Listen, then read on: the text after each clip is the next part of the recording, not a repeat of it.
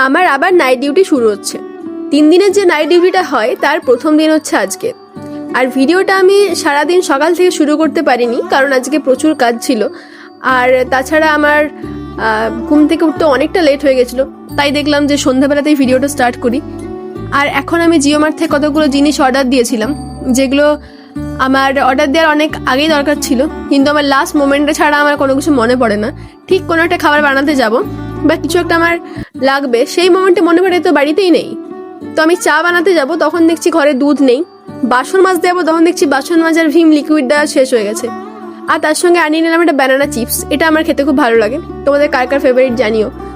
আর এখানে আমার জিও মার্ট না থাকলে আমি যে কি করতাম, সেই মোমেন্টে আমার পক্ষে বেরিয়ে গিয়ে বাইরের থেকে জিনিস কেনাও পসিবল ছিল না। একটুখানি চা বানিয়ে নিয়ে বেরোবো। আর আজকে আমার ঘুম থেকে সন্ধ্যাবেলা উঠতেও লেট হয়েছে, কারণ এত ঠান্ডা পড়েছে, মানে সহ্য হচ্ছে না জাস্ট আমার। তো সেই কারণে আজকে আর রান্নাবান্না করার সময় একদম হয়নি। এরপর আমি বাইরে গিয়ে খাবার কিনবো, তারপরে হসপিটাল ঢুকতে হবে। আর এই তাড়াহুড়ো করে রেডি হয়ে এই যে বেরোনোর ব্যাপারটা, এই তাড়াহুড়ো করতে করতেই গা গরম হয়ে যায়।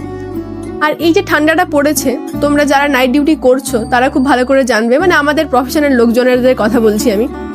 এই নাইট ডিউটিতে মাঝরাতে যখন একটা পেশেন্ট আসে, মানে খারাপ পেশেন্ট বলতে সিরিয়াস যে পেশেন্টগুলো আসে, তাকে সমস্ত ট্রিটমেন্ট দেওয়ার পর, সমস্ত ব্যবস্থা করার পর, তারপর এসে মাঝরাতে 3টের সময় যে হ্যান্ড ওয়াশিংটা করতে হয়, আর ওই ঠান্ডা জল কেমন লাগে একটু জানিও।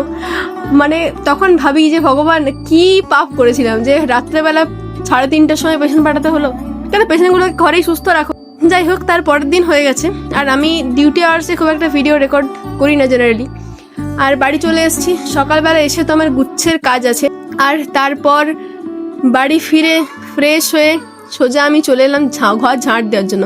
এই ঘর মোছা ব্যাপারটা ঠিক আছে, এটা আমার করতে খুব একটা প্রবলেম হয় না, বাট ঘর ঝাঁট দেওয়া ব্যাপারটা আমার মানে খুব অস্বস্তিকর, খুব কষ্ট হয় আমার, কারণ আমার ডাস্ট অ্যালার্জিও আছে। তো ঝাঁট দিলে আমার হাঁচির সমস্যা শুরু হয়, কিন্তু করতে হয়, কিছু করার নেই। আর তারপর একটু পুজো টুজো ছিল, সেই পুজো করে নিলাম, গোটা ঘরে ধুনো দিয়ে নিলাম। আর আমার ঘরের ঠিক বাইরেটাতে আছে এই মহাকালের ছবি আঁকাটা, আর এই যে বজরংবলী। তারপর আমি ঠিক আস্তে আস্তে ফিল করতে পারি যে আমার জ্বর আসছে, শরীরটা খারাপ লাগছিল রাত্রের থেকেই, ডিউটি আওয়ার্সের মধ্যেই। তারপর আমি বুঝতে পারি যে আমি তো গেলাম, আমি যে শুয়ে পড়লাম বিছানাতে, তারপর থেকে আমার জ্বর। আর আমি ভিডিওটা লেট করে পোস্ট করছি, তার কারণ হচ্ছে আমি কথাই বলতে পারছিলাম না, গলাতে ভয়েস ওভার কি দেবো।